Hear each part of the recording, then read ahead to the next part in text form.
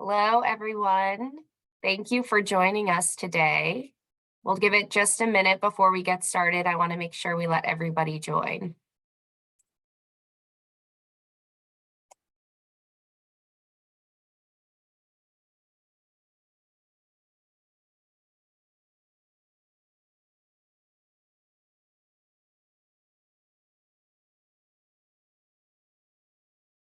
All right.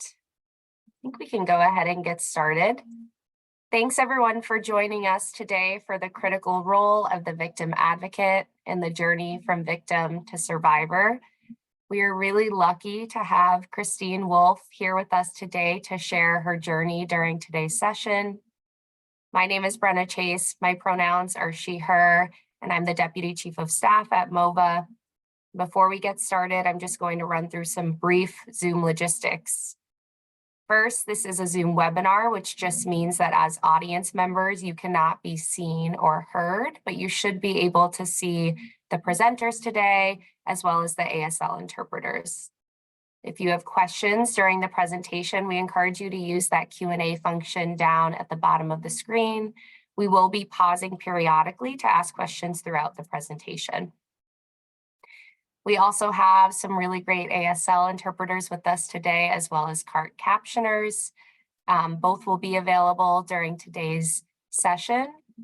To view those closed captions, you can go down to the bottom of the screen and click on the arrow next to closed caption and choose show subtitle. If you're having trouble seeing the ASL interpreters or CART captions today, please feel free to reach out to all panelists using that chat function, and one of us will happily assist you. It is now my pleasure to introduce today's presenter, Christine Wolf. Christine is a psychotherapist, bilingual clinical social worker, and a mother. Born in Germany to World War II refugees and raised in Venezuela, Christine immigrated to the United States at age 22. Her work with those suffering trauma and the long-term effects of violence was further informed by her own experiences as a mother of a murder victim and as a child of refugees. And with that, I will pass it over to Christine to get started. Hello, I'm Christine. I was just introduced, so I don't have to repeat myself. But thank you for coming, and I'm so excited about, well, seeing everybody and everybody who's here. Thank you for participating and be willing to listen to me here today for a little while about my own experience. And I just want to add that I came to this country when I was 20, having been raised in Venezuela, and then came here when I was in my 20s and settled in the Boston area in Belmont, where Andreas, my son, was born. And then he lived here all his life. And at age 19, he was killed just down the street here from here on the Cambridge side of Cambridge. And since then, I've been trying to make some sense out of it and see what meaning can come out of that. And part of this is today I'm going to be speaking about the amazing role that a victim advocate provided to us when we went to the court, and we had to attend the criminal justice, enter the criminal justice system. She was invaluable, and for that I want to honor all the victim advocates and everybody in the field who's trying to be supportive of the victims of any kind, all kinds of victims. And I work with a lot of victims also through my job in Spanish and in English and in other languages. So thank you so much. And I'm a little anxious right now, but I'll be calm down in a minute. So I will speak about my first meeting with a victim advocate. When she came to, she made us, gave us the favor to come to our house to pick us up and take us to the court to meet the prosecutor for the first time. And then I will show a few other scenes of how she intervened so that we can learn something from her and how she was helpful. And then also the last scene will be at the trial when the verdict was announced, and the person responsible for Andreas's murder, he was taken off to prison. So that's the outline. And I will start with the first day she came to our house. Take a deep breath. Okay. She came to our house. She had called us and she talked to my husband, Andreas's father, and told us he was coming to be, because there was no way we were able to go there. We were devastated completely. It was only a few days after he was killed, 3 days after we had buried him, less than a week since he was killed. So then we couldn't mobilize. We just couldn't drive. We didn't know. So anyway, so picked us up, Andreas's brother, his father, and myself. And so we saw her standing out there in front of the house. And I don't know whether, I guess a lot of us have had that kind of reaction. You don't want to see what's a victim advocate doing in front of our house. I was really angry. I didn't really want to see her. But I also, of course, I also knew she was the only one. She's a link to the criminal system for us to be able to attend what I felt we needed to do, because I wanted to see what happened to our son. We had only heard very few things, that he was stabbed, but we didn't hear much more about that and why did it happen. So there she was, and took us to the in her car. We drove, and it was a sunny day, and yet it was all foggy. It was weird. We were in a whole different reality, and I'm sure some of you unfortunately also know that kind of reality, when it's all devastated, all chaos inside in ourselves. It's a trauma reaction. So when we got there, her role was, so we got into her car, we went there, we got out of the car, and in my mind, I was thinking, oh my God, what's the prosecutor going to tell us? He's going to blame the mother because she didn't do a good job raising, and he got in trouble because of that. And also, maybe we didn't really know our son, that he was doing something that we didn't know, and something will happen. So in that kind of state of mind myself, we walked, we parked, and she took us to the entrance to the courthouse. And there she was in her very calming presence, told us exactly what's going to be at the entrance. There's some officers, checking, security kind of thing. And then very calmly went to the elevator and took us to the second floor. And again, calm. She said she's going to take us to the prosecutor's office. We waited for a little while she talked to the prosecutor. And she told me later how she was aware of the different needs. In a family, the victim advocate learns about one person wants to know everything what happened. The other person, like myself, the mother, I didn't want to hear anything. I just wanted to the prosecutor will tell me, the guy's locked up and that's it. Or even best, that it was a hoax. I felt like the prosecutor was going to tell us, oh, wait a minute, it really didn't happen. I'm sorry, we made a mistake. Here's Andreas and you can go back home. That's the kind of reality I think we might be all, it's too, you can't really think, that reality doesn't really sink in that your son is gone. And not just gone, but gone to somebody willfully doing that to your son. And then maybe he was in a bad, there's no excuse, but anyway, so that's the reality. So then she took us up to the second floor, went to the prosecutor, said, wait a minute. And we were standing there like stones, and I'm looking around, it's all foreign. Everything is foreign because I've never been didn't even know what a prosecutor does. I didn't want to meet him either. But out comes this young man, and she said, here he is. And then he shakes hands with Robert, and I look at him, I said, oh my God, there is no way this guy he's not older than my sons. They were teenagers. And he didn't look much older than my sons. So I already had there's no way, how did they pick this guy to, so the kind of, you can't quite trust, is the court really doing anything to get the person responsible locked up? So we sit down, and I still have this thing that he's going to blame me. I'm sitting there, and at the beginning, he started talking, and the victim advocate sat with us in front of him. And eventually he started telling us what happened.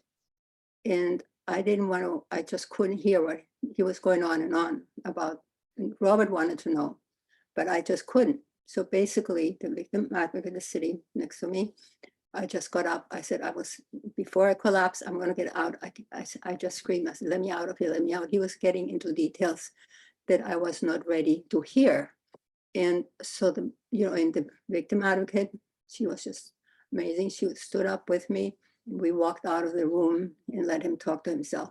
But the my husband, he wanted to hear, but my son couldn't either. But we both all, I walked out, then my son came, and then we all walked out. And I had heard enough images. We need to protect ourselves, but at the time I didn't know how to protect. So he was giving us all the images that you never ever want to hear about your child, or anybody, not just a child, mother, whatever, cousin, whoever gets murdered. So then she took us back home, and it's like a fog. I don't know how we got home, but I know she took us back home. So that was the first, first part. So any question? That was sort of the first part of meeting the prosecutor and her role and how she prepared us, and how she helped us validate. She didn't say, no, why don't you sit there and let the prosecutor tell you more and ask questions. I got up and she validated that we needed to get out, so she took us home. That was the first scene. Anybody? No? No questions yet, but we do welcome questions throughout if any of our audience members want to offer questions or reflections to share with Christine as we move forward. All right, then I'll move on to the next part. After we visited the prosecutor, our victim advocate stayed in touch with us to let us know how the investigation was going, and by phone. And I didn't want to hear anything about the investigation. I just wanted to hear for them to call us and say the person who did it is, was captured, was taken, and is locked up. He's gone. That's all I wanted to hear. But I also, the other part, as you probably all know in the audience, if you had a trauma reaction, there's more than one reality always going through you in the same time. That you also wanted to know what happened to your son, your child, or whoever was murdered. You wanted to know more. So for that, we had to go to court. Plus, I felt on my son, Andreas, he needed us to be there. There was no chance to say goodbye in a murder. They get killed on your street, So there was a way of being with him. So I also knew that. And she was the facilitator, and they kept us updated. And I did not take her phone calls, but it was Robert, Andreas's father, who she talked to. And then so then I learned about one phone call was he was arraigned. They took him in, they found a suspect, and then the next thing was a arraignment, I think. So arraignment is where they see whether there's enough evidence. So I learned about that to see. So then I said, okay, and then all I asked was, did they lock him up? And they said, well, they were holding him at that point. And Lucy was always keeping us updated. And then the next thing, the victim advocate always helped us to keep updated. And the next thing, I saw Robert one day on the phone, turning completely white, as white as a sheet, even more white than a sheet. And he said that he was let out, that he paid bail. So, and I said, what does that mean, bail? You mean he's out on the street again? And he said he shook his head and then left the room. He was just in shock. And from that time on, then we lived in fear again, because I thought if he's out there, and we heard from other, the community speaks. So we heard him playing tennis, basketball. He's out on the basketball field, and it's not that far from where we lived. So then I lived in fear, or maybe he's going to be at the supermarket, he's going to be where I go, or he's going to be at the cemetery where I go to visit Andreas. But our victim advocate then kept us informed. Eventually, he was out on bail, but then eventually there was going to be a trial. This was months, down the road. So when it came to the trial, she took us to the courthouse and showed us the courtroom where it's going to be, so that we can be familiar with how it's going to look and where we're going to sit. So that was our victim advocate's role. And on the first day of the trial, we met her. She let us know. She always kept us informed about what time we needed to be at the courthouse and where to go and where we're going to meet her. By that time, we could drive ourselves. So then the first day for the first trial, which was jury selection. And I think it started in the afternoon. They quickly did a jury selection. And there she was sitting with us. And so we went up to her place. She came down all calm and explained us exactly what's happening, what all these people are in the courtroom. There were lots of people. They were all there as part of the pool of jury selections. So she was always whispering or telling what's going on. And then I watched these people coming and going. Some of them stood up and they were taken out, and they left, and others came in, and it was just confusing. And she again kept explaining until they had the jury of 12 and some alternates.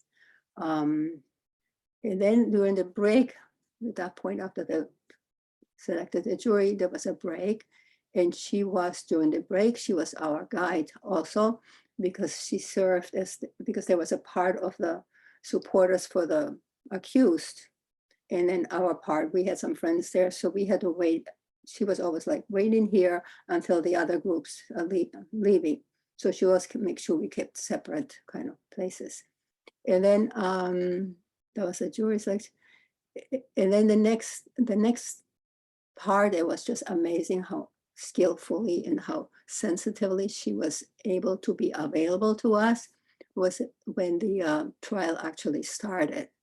When it was the first time we were going to see the accused in person. So on that day, we again went to her office. She came down with the elevator to the courtroom. And Robert was Andreas's father. He was eager to enter the courtroom and see everything that was happening. And I couldn't, the idea of seeing the one who did that to my son, it was just beyond what I could take. So what she did is she's told me calmly, you can stay outside, take your time. You don't have to go in there. You go in when you're ready. But Robert needed to go in. So she walked with Robert into the courtroom, settled, found a seat, saw where he was sitting, and then she came out again. And that scene I never forget, because she's out there with me. And she says, well, go to the door. The door had a little glass panes. And she said, why don't you go? And she knew that I needed to hear what happened, but she knew that I didn't want to see the guy. So then I looked through the pane, the glass pane, just like she said, why don't you go like on the side and just take a quick look? So I did, and my head went just back. And I said, I didn't see anybody. It was all people dressed in a black suits. And I didn't see any monster. I thought there was going to be like a monster who took this action about my son and killed him, stabbed him, and beat him to death. So I just did see a monster. And then after a while, after I come down, she'll take a deep breath and just, when you're ready, take another look. And I took another look again through the glass pane, but a little longer. And at that point, I saw there was a young person between two people, also in a suit, dressed up, also between two what looked like attorneys. They're all in their dark suits. And there was a young man between those two people. And on the other side were the prosecutors, the other team, and the judge was in the middle. And that when I just flipped back, and I was just in shock. I was a young person, like a child the age of my son, that looked like a teenager. He was a teenager. So I couldn't believe my eyes. I just couldn't believe that was the reality. Anyway, so once I calmed down a little, then I was ready to walk in. And she stood by me the whole time. And then she walked with me into the courtroom. And, where Robert said, we sat next to him.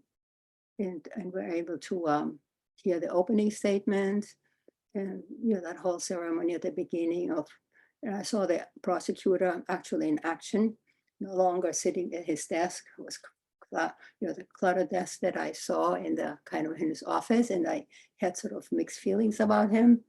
And I heard the opening statement. It was just amazing what he said. I mean, I was shocked by what he was saying, but he was a very well organized and very well presented. And I couldn't believe, because at that point, he's telling the jury what actually happened. And I couldn't believe and then that was my son. He was asking for, I think, first or second degree murder. I said, well, it didn't fit. But anyway, so we were still in that kind of a shock. But there she was, calm. And again, at the end of the day, she facilitated, make sure our group stayed, on one side of the courtroom and allowed the other side to go out. And because it was his trial, it was this other child's trial. He had a big following. So made sure all those people are out first. And then when everybody was out, then she accompanied us to go out to the front door and reminded us of what's going to come up the next day. Told us to be there at what time to be there in the morning, to meet her up in her office, or at that point, eventually we just met her in the courtroom. We no longer needed to go upstairs. We felt more at ease now that we knew the routine, and she had prepared us. She always prepared us a day before, or what's going to happen the next day, who the witnesses are going to be, where we're going to sit. We always sat in the same place between, on the same bench, on the second bench. But on one side was the mother with her group of women around her, and the side, the family and that friends and whoever they were on the, on the accused side of the place. But the mother was, I could see the mother right from my eyes.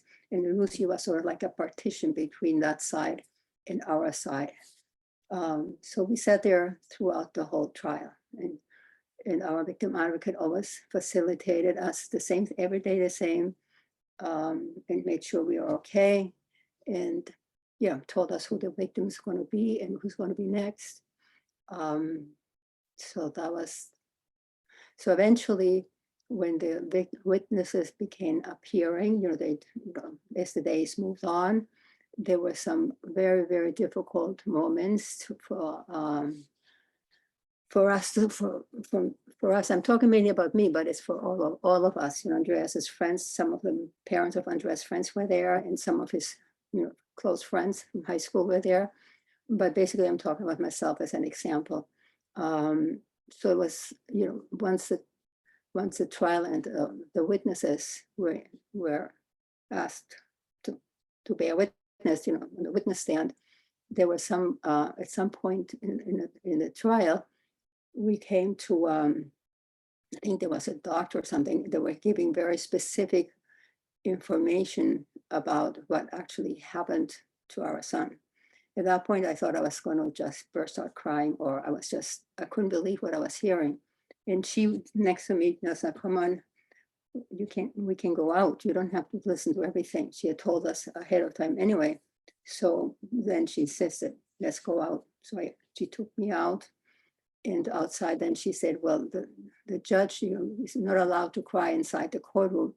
The judge can then declare a mistrial. And I was just furious, and she would just listen. I said, you mean just because a mother's crying in there, it's going to be a mistrial? And she's very calmly, yes, and explained the rules of this is all new to us, the rules for a trial. It has to be very strict, so there'll be, what's the word? So it would be valid, so we don't, there's a word for it, prejudice the jury. So we don't, tears can prejudice the jury. And I was angry because they didn't even allow a photo of Andreas in the courtroom, like a photo so they can see them, the accused and the victim, both at the same time. But no, we were explained that's prejudicing the jury. And she was very clear always in explaining all of those kind of things to us.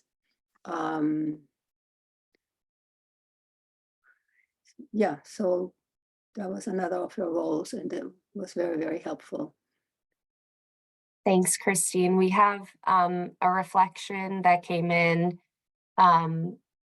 Not only is one experiencing profound trauma at the entrance of the court, but it's important to acknowledge that most people have no idea how the court operates. And so having someone there to tell you how things operate and how to know what will happen next is invaluable. And I think you alluded to that and exactly what you just said. Yeah, it's like you're going into, sometimes I say you go into hell and you're not familiar what hell is all about. And then you have this guy that sort of walks alongside you. And that guide is sort of explaining so that you at least have some kind of a little guidelines, because the hell is all chaos and it's all new and it's all completely evil. What happened, you think there's nothing else other than this evil. But then she, because the defense attorney, I mean, when he started talking about that, trying to disregard everything the prosecutor is saying, that's also traumatizing. And she was also very good at explaining that's his role, to poke holes in the theory of the prosecutor, which brought it up from the hell point of just chaos into your head. And then, okay, that's what the guy needs to do. So I just have to, not be so emotional about it, what he's saying, that eventually, it gets clear what happened. No, I lost my train of thought. Yes. I lost my train of thought. No worries. And it sounds like we have a couple more questions that came in. You started to answer this one by talking through how your advocate would tell you what was coming next or coming the next day. Is there anything that your advocate did that was helpful for you to learn the terminology in the courtroom, or the process in general from start to finish? Well, definitely. Otherwise, I wouldn't be sitting here and being able to even say there's different scenes. I only that's why I got lost right now, because I wasn't going by the scenes that I had thought about talking. So there's so many other scenes, so many other moments. It's amazing. I think the victim advocates needed to be put out there somehow on the big pedestal, because the work they do, they have to know everything about the court, how the court works, and but know also how much a victim is able to sort of really take in. I mean, the parents or the mother or the brother or sister, whoever goes court, cousin, friends, we can only take in for a certain amount. You can't just tell the whole thing, and it doesn't stay in our minds. So the victim advocates, it needs to be sensitive. And also in a family, each family has different kind of ways of making sense of things. The brother might want a certain, his brother was angry and raging, and he could not go to the trial. But some other people, like my husband, he needed to be present, and he needed to make sense of everything, needed to understand. So the victim advocate's role in explaining about all these new words, the prosecutor, we go and see a prosecutor. I mean, why would I see a prosecutor? What's a prosecutor? Then first, the interrogation of, they were interrogating Andreas's friends, the witnesses. We heard about all of that and how the prosecutor was acting in the way he, talked to Andreas's friends. Then you wonder, because at that point, you don't really know maybe you're the person who got killed, or a loved one, or a son, or maybe they did something, maybe they were involved in something. So maybe we cannot assume that he was just the victim. We want to assume that, but then we don't know until the trial gets along and we see what actually happened from the different witnesses' points of views. And the victim advocate is the voice of the court, because the prosecutor is prosecuting and he has all the details and he knows what he's going for. But then there's also the defense, who has also his theory and the whole big group of that. So we don't know. So you live in that limbo throughout the whole trial. You don't know what's going to happen. And if it wasn't for the victim advocate sort of guiding you through that darkness in the womb of the hell, in a way, it's sort of a little guide. And she's so calm. So there's some other life out there. And we would go to lunch, because of your lunch break. And in there too, I think at some point we went with other Andreas's parents, parents of Andreas's friends. But yeah, she's invaluable. And I learned arraignment, when she called and I said, what's arraignment? Well, they took him in to see whether there's enough evidence. So I learned that. And then I said, enough evidence, isn't that clear? He did it. I mean, we jumped to conclusions right away. But it's the victim advocates who also, so when she took me out of the, well, I went out with her because I couldn't hear anymore when the defense attorney started talking. He was so aggressive. And I just was ready to just wring his neck. But she took me out of the place. And in that state of anger at this guy, she explained, yes, that's how the court works. And he's entitled to a defense. And all those kind of things you don't want to really hear. You already have him as he's the one.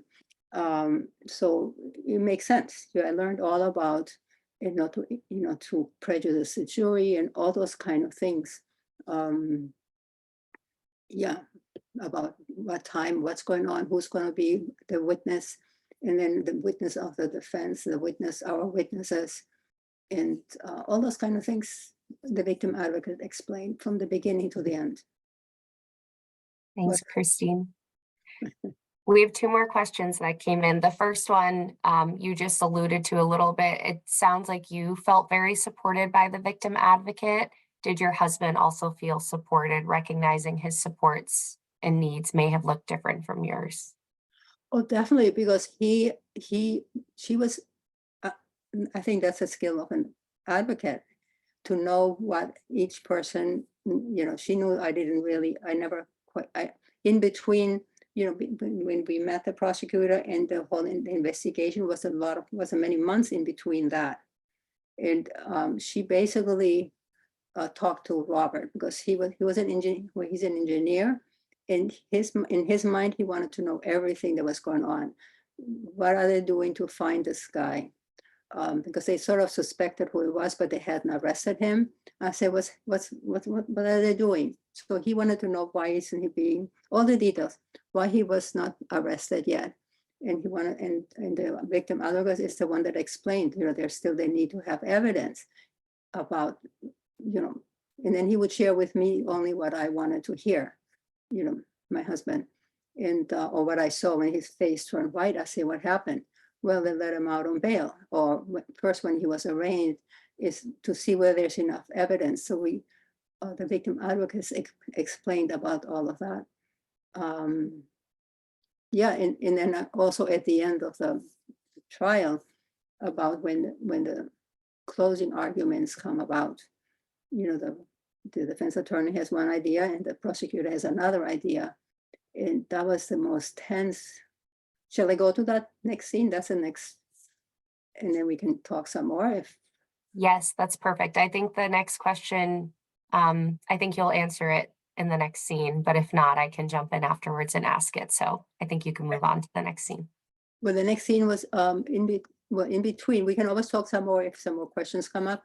The next, it just came to my head. Throughout the trial, she was always in between one day the other. She told us the time, explained what's going to happen, who's going to be the witness, and what time, and then she'll be present. She was there with us the whole time until the last day of as we move towards the end of the trial. When the jury goes to deliberate. And I think before that, there is the closing arguments before the jury goes to deliberate. So she explained about the jury. She explained that there are alternates, and when it's when the time comes for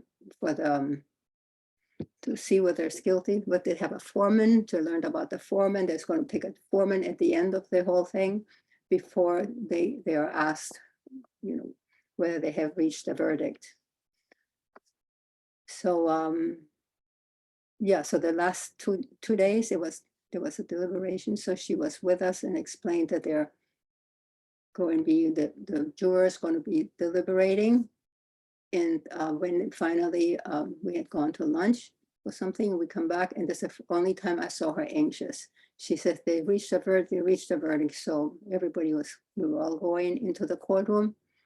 And she said very close to me, almost like, because we didn't know what's going to happen, whether it's guilty, not guilty. We didn't know. Everybody in the courtroom the last 2 days when when we were waiting. And there were some other scenes before that too. You know, it was just, it felt like it was a completely dark, heavy kind of feeling in there.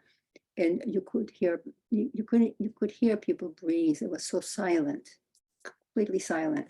And she was there right next to us. And next to her was a group of the mother of the accused, went right next to on her other side. So on that day, she she was a little anxious, because I guess we're all anxious to what's going to happen now. She's, we don't know which way it's going to go. So then when finally the jury comes back into the box, and then the I think it's the court officer, he announces to the the person who will take who will say the foreperson. She says, "Mr. Foreperson, what's your verdict?" And the foreperson says, "Guilty." That felt like it was that word guilty, I never forget. It was like a hollow sound. It's the word fell into like a big hole, like in the court. At that point, you could feel the tension. And then then he says, "Guilty of what, sir?" And they say, "Second-degree murder." And the mother erupted in wails and wails and wails and was screaming, sort of like we felt when we lost our son in a way. And I was watching. And she was sitting real close to us. I think we were sitting or standing at that point. I can't remember, but she was very close. And I started crying too, and guilty. I mean, this young person is going to be gone. And also, but to me, it was more, the emotion is more like, oh my God, if he's guilty, it means it really happened. Just another deeper level of reality. Before you, I think we all as victims, it's in our psyche cannot accept all at once that it really happened. Takes years, I think, for us to really accept that something like horrendous as it was described during the trial really happened to our child.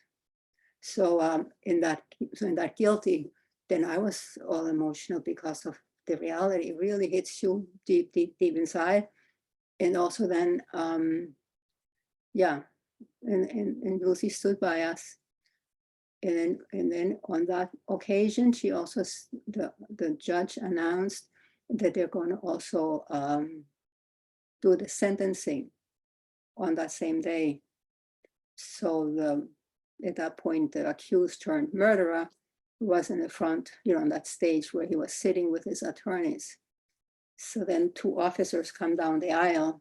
I never forget that scene either. And it's a victim advocate is with us, and comes by down the aisle and with handcuffs, and he's standing on the stage, looking at his mother, looking our way.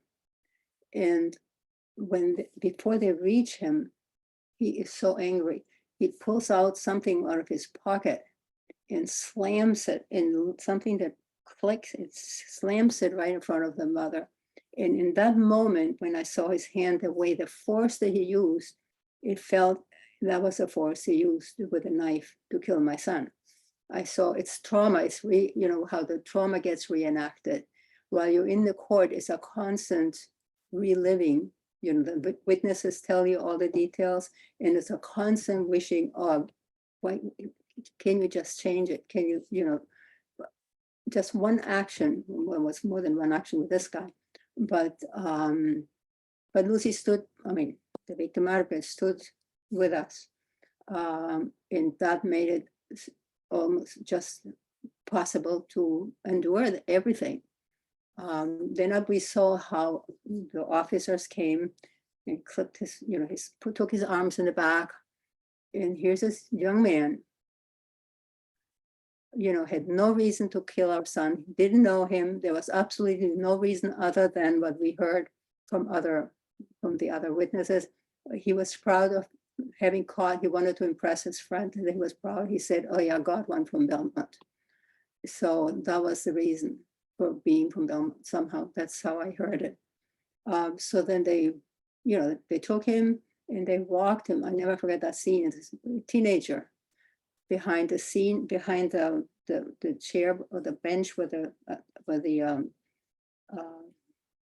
judge said, the judge bench, there was something opened, like a vault, like a metal vault opened, and they took him in there to take him to some correctional institute, like a prison someplace on that same day. And the mother was just, her face blank, and she just, she had a lot of people around her, sort of holding her, supporting her. But it was devastating for both. As a mother, I could feel for her too, and for myself, that it was real what happened, and that he needed to be locked up. It was definitely, so that's the role of the victim advocate.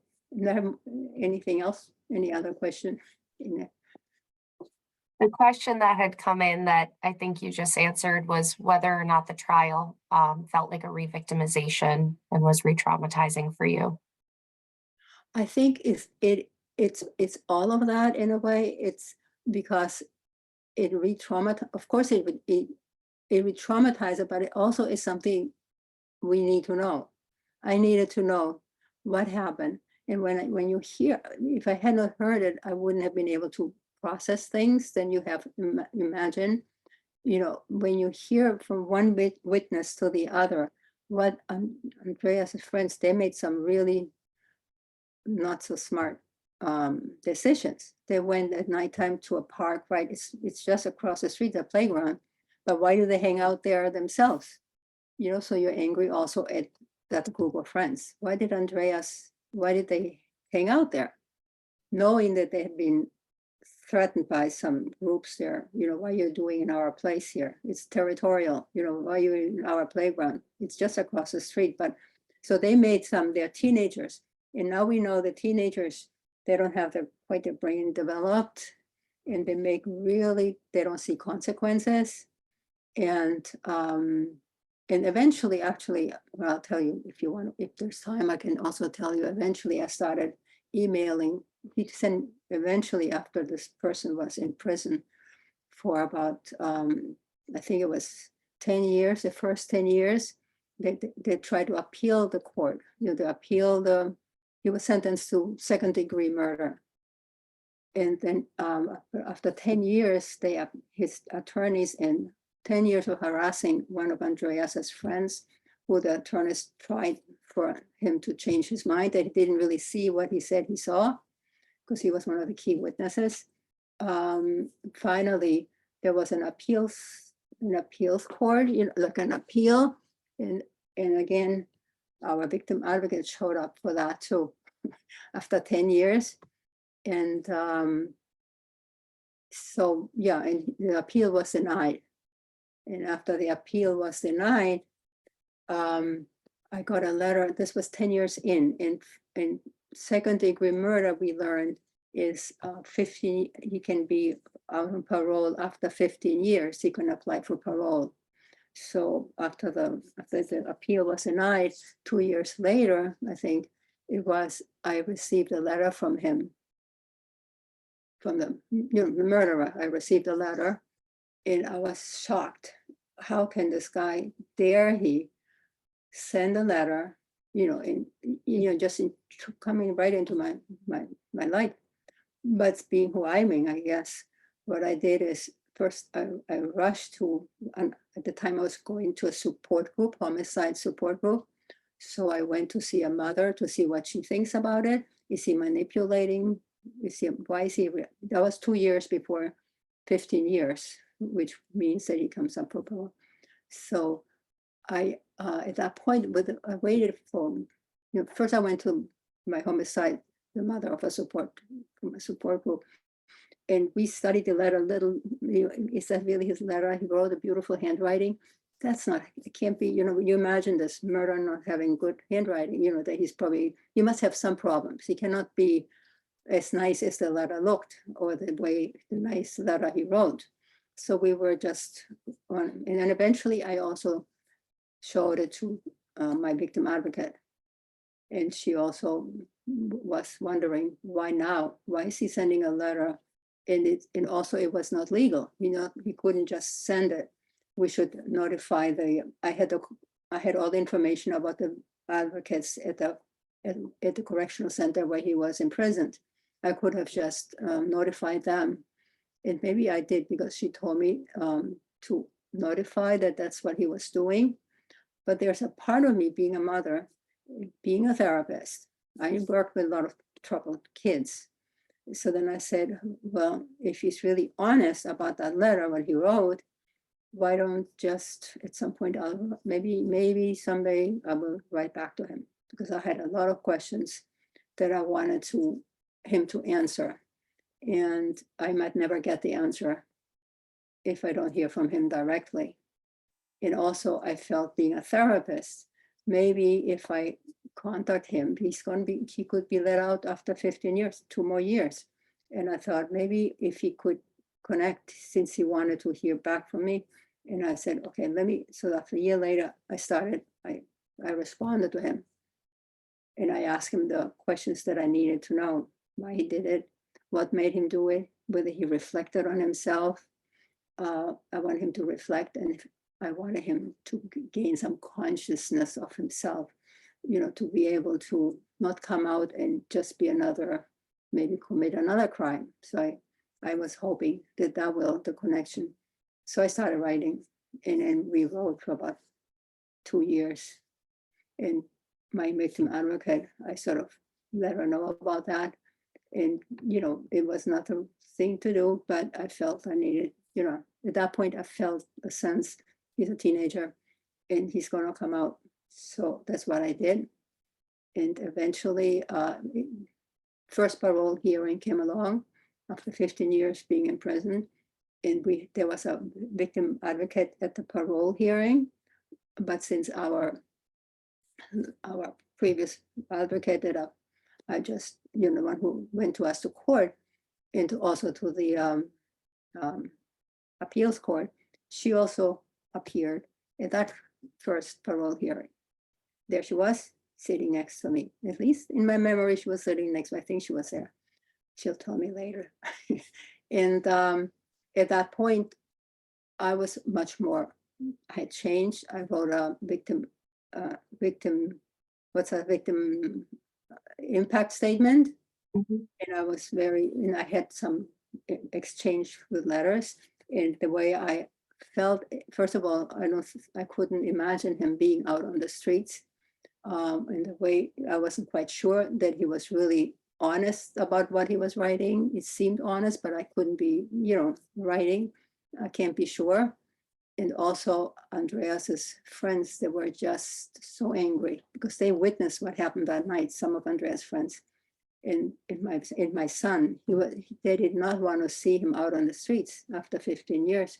He might not have changed because he appealed it for 10 years. He said he didn't do it. And all of a sudden now, the last few years. So when on that day, on the appeals, on the first parole hearing, I felt much stronger, and I went with some friends from my work. There were social workers. I think one of them is listening, Georgia, hello. And they were there, and I read my impact statement, and Andreas's friends sent in what it would mean if this person comes out. It's a re-traumatization. And it's part of the whole criminal justice. It's a constant re-traumatization because it brings back all the memories you can have. Just when you think you're starting to live, then other message comes back in. So on that day, he comes in, makes eye contact with me. And he thought he's a buddy because we had exchanged letters. It was a little awkward. I'm sitting there and he's over here, but he's making eye contact.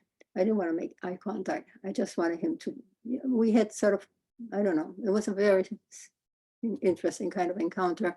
But then the parole officers, they started telling about his life in prison.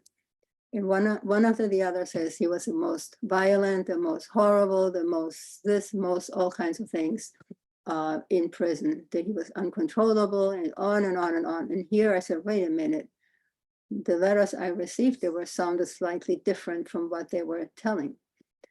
So they asked him, I never forget that moment, in our victim advocates again, they asked him, would you let somebody with that behavior out on the street? And I was so surprised. He said, no, absolutely not.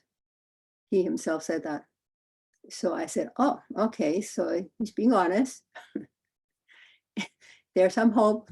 So then afterwards, because of my in my impact statement, I had said something that he didn't quite like. So then he sent me another letter after the hearing. It also started being more real, more apology, more telling you what he actually, never quite saying, oh, I'm so sorry I did this, but he told more about, what got to that and and he seemed more honest and more, he started working on himself and told me about prison life and how hard it is to be different and to try to get on a good track. And he had some people supporting him, which they had also called me. So there was some movement for him to internally, and he was doing some good things, as hard as it was in that kind of environment. So I appreciated that. And so then the second hearing came 2 years later. And at that point I felt he's coming out. I had the sense he's going to come out. And sure, and another impact statement that I said, it's too early. People don't change that quickly in 2 years. I think my son and my Andrea's friends, they needed a little bit more time. But at that point, he was released. So, and I felt, you go by the law, and that was the law, that he was entitled to be released. And at that point, we had my victim advocate, she was there with me, and some people from my work, and to show about this, what you say, from the spirit of complete devastation to being more in control of our journey. Somehow I felt, and I was working, used to be worked as social worker, therapist. So, you changed through those years. Those were 17 years. And I felt really good that I had exchanged those letters with him, because I felt now, and he promised he's going to his life is going to be in memory. If Andreas and of me told me about how his mom, he made his mother suffer, how he made me suffer, and how he felt really bad. So that's all I want. And that was really helpful to hear. And he will dedicate his life, the rest of his life. I don't know how he's doing now, but how he dedicated his life to improve. And so he had really, I saw, at least from the letters and the way they described him the second time, they were, and the continued, he had a big family, so there must be something good about him and something hopeful. So, and there was our victim advocate supporting. That's great, Christine. Thank you. We have a question. We have a few questions that came in, but one specific to exchanging letters. Writing to your son's murder took great courage. Did you write without the expectation of a particular outcome? Did this communication help you to feel empowered, or did you feel some sense of regaining control through exchanging letters? Okay, so the two questions, right? One is regaining control and one is empowered. Yep. Did it help you to feel empowered or feel as though you were able to regain control? And when you started writing, were you writing without expectation of a particular outcome? How about the expectation first? The expectation, I think the reason I respond, I think I just said, I explained a little bit, is basically, I was a therapist. I'm still have my license, and I worked a lot with troubled children in the schools, and also in an agency where I saw parents struggle really hard in fearing about their son. Their parents are trying to do their best, and they fear, in certain communities, there is the adolescent children, they're out there doing things they're not supposed to be doing. And there are gangs out there that some kids that really, they're forced to join them, and the parents struggle on how to get them out of that kind of environment when you're surrounded, when the teenage sons are surrounded. So I saw the struggle that parents, they want the best for their children, and yet sometimes, it doesn't quite turn out that way. So my expectation, I think, was if I could be, and I knew, because somehow I sensed by the way, and I had my own therapist, so I had somebody listening to me. If he could have somebody who would listen to him and tell the story of his life, somehow what got to him to be the way he was, somehow for him to gain some understanding and share with me what he was doing to improve himself. You know, he sent me a book about meditation or some other things. I have the books there, but some other things to how to control your rage and how to control your anger and how to and for him to be able to tell his story. He told me about his story and how he learned not there were no consequences, things like that. My expectation, I think my hope was when I was starting that, and also at the trial, the trial was hoping they would come over to show some kind of compassion for the victim and come up and say they're sorry, have a conscience. But a lot of the young people or people who grew up, there's no conscience. They haven't learned. They just learn to just do whatever they want to do, and then they go in trouble. And, oh my God, there's no reflection. So I was hoping by that then he will come out more of a person who can reflect a little on himself, and that was my hope. I didn't, and then the other part is if he does get more like have a his self-reflection, then he will be much less likely to commit another crime when he comes out. That was my hope, I guess. What's the other question? There were two parts of the question. Yes, the second part was, did this form of communication help you to feel empowered or feel as though you were regaining control? Empowered or regaining? Well, that the second part with regaining control, I think that's a lifetime journey. Mm. And I feel being from refugees world kind of events have an impact. I feel there's no really 100% control of anything other than our own self, decisions we make on a daily basis kind of thing, and try to choose that what's best for us and our surrounding and our people. As far as empowered, I would say it's more like more at peace, a little bit of peace, not so much. I don't know, empowered. I don't know. I don't think that empowered me. It was more like at peace. I think what really helped me all along from the beginning, I kept a journal, and from the beginning, when it first happened, the way I hung to life is I wrote letters to Andreas and told him everything that was going on and how much he was missed. And also just for him, I felt Andreas was with me the whole time. And so all those years, for years and years, then I wrote and wrote and wrote. I had 600 something pages. And then I was going to turn it into a book somehow, eventually, to give a voice to what I learned, not just from what I learned as a mother, but also, other parents of murder victims or any victims, domestic violence, all kinds of things. Just by really seeing ourselves, and I think that is what gave me some kind of not control. Yes, a little control. I make my own decisions. I can, if I want to have a cup of coffee, I have a coffee. If I want to take a walk, I take a walk. I took a lot of walks. That's what helped me cope. I walked and walked and walked. I felt that was empowering.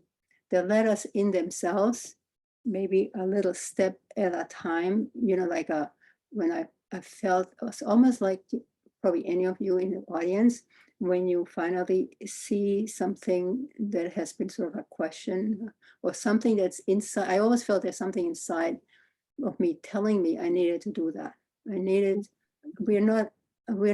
We think we're an individual. Well, I am, but in the process of writing, I had dreams that came to me. I had visions. I had voices that spoke in the dreams. And I feel like we're not alone. There's somebody, God or some higher being. Andreas showed up a few times. And I worked with people who had lost a child, not to murder, but to something else, to AIDS. And I remember her dreams of her son, and there's definitely they come to us in the dreams, and that helps us work things through. And so in that, the letter writing was just a small piece of that whole journey of trying to become ourselves. And each one of us has something else that we need to be doing, that our loved one wants us to do. In my case, it was what I did, kept the journal and speak out for him, for him, and but not just for him, but what I learned and share what I learned. And that's what I did today. Thank you for sharing that, Christine. That's really beautiful. And I think a lot of people find peace in writing. I think it's a beautiful way to kind of cope along our healing journeys. So thank you for sharing that. We have a question that came in. I just want to say before I ask this, we do have just under 15 minutes left. So if there are more questions, please feel free to ask. But I will ask this one next. How has your perception of justice changed since the murder and your experiences through the trial? For example, through the legal process, through closure, through accountability, and has the passage of time impacted how you feel about all of that? That's a lot of detail. Perception of the justice system. Yeah, how has it changed through your journey? Okay, first one. Okay, then they tell me the other part. My perception before I knew about it because I knew from other children that had to go to juvenile court, or I knew about court, but it's in the distance. It's really not us. It's always the others somehow. So when it then becomes us, ourselves, it's a very complex system. And looking back, the prosecutor, I learned, did an amazing job. And it's a really hard job. And he did it truthfully. And you cannot help but just find awe in the kind of work that he did. And my son became a defense attorney, the one I hated the most. So that job also is important. So I know that some people, they get put in jail wrongfully, and it's, we need to have that system. So I did learn that from our victim advocate and for the long-term engagement. And I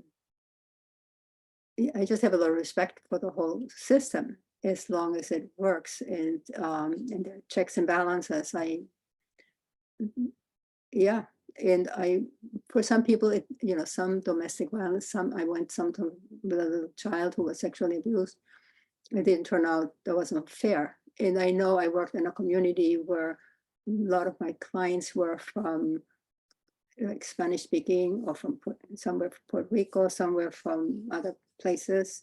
They did not get the same, or not quite, when I hear about what happened to them in court, about what they complained about in court.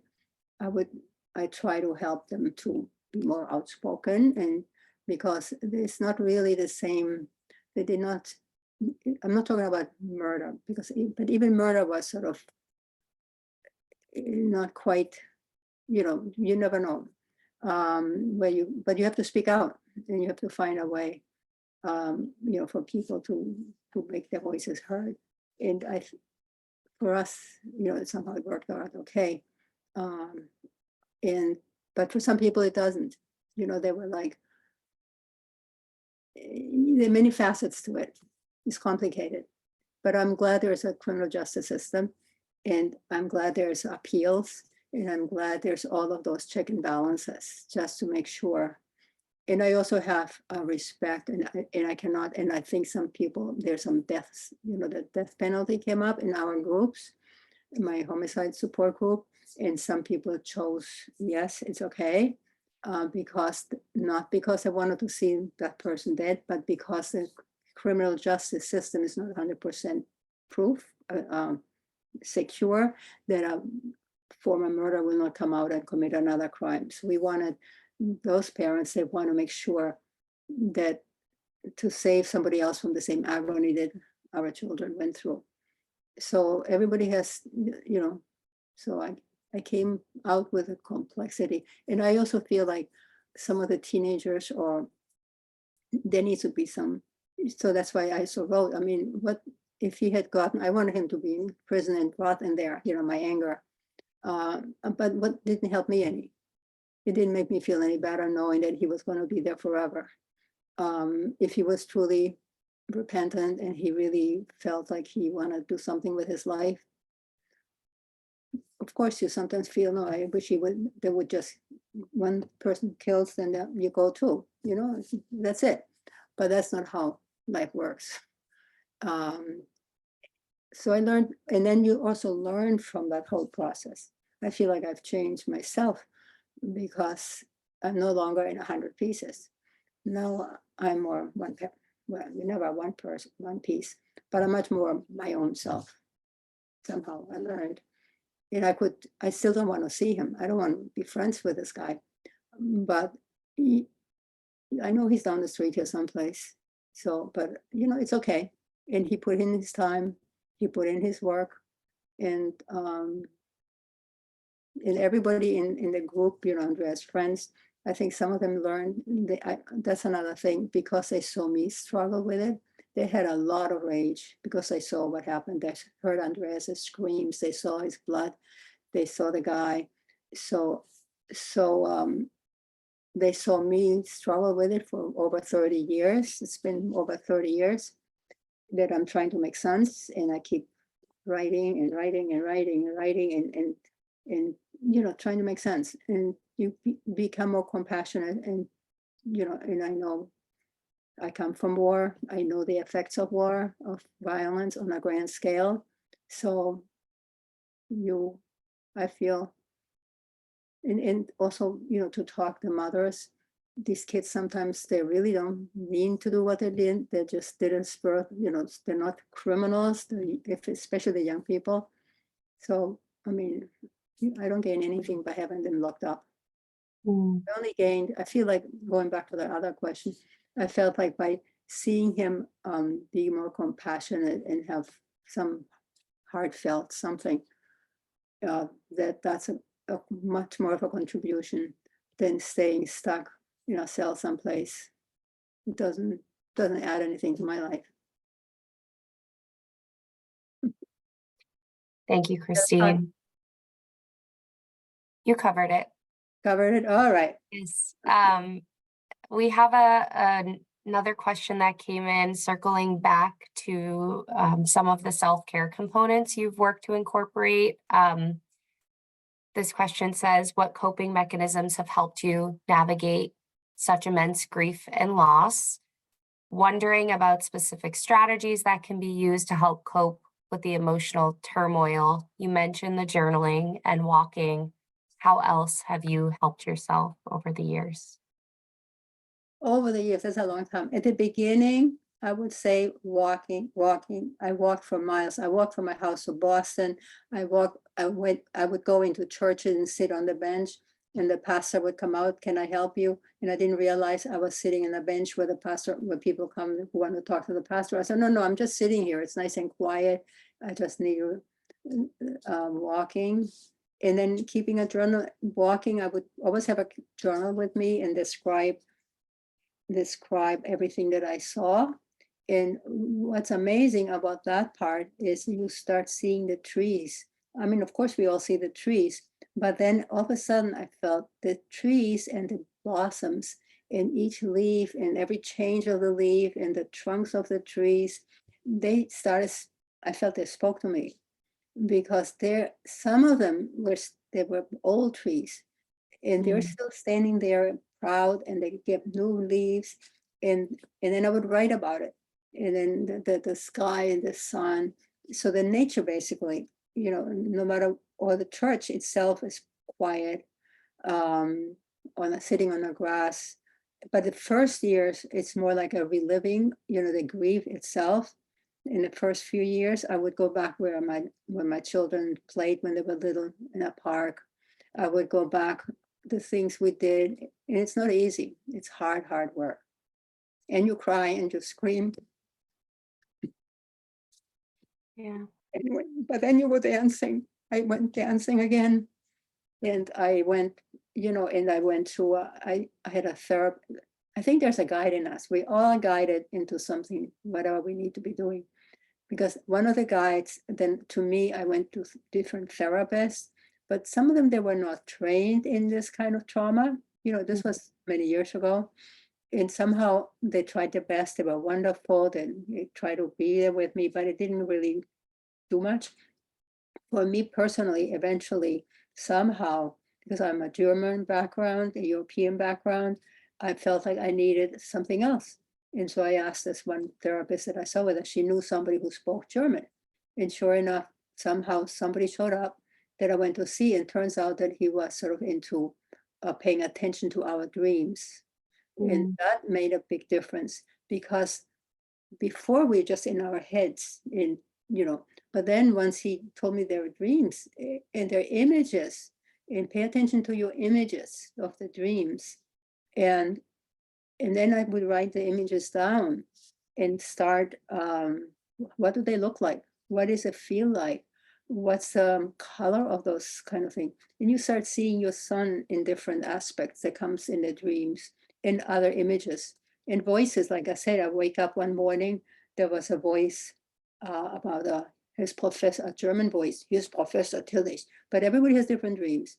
So then I said, well, who's that? So I went to the library, and responded to it. Went to the library, asked were there any books about this person who came and spoke. And sure enough, the librarian takes me to the library, to the bookshelf where his books are. I pull out one book. There were like 4 or 5 of him, maybe.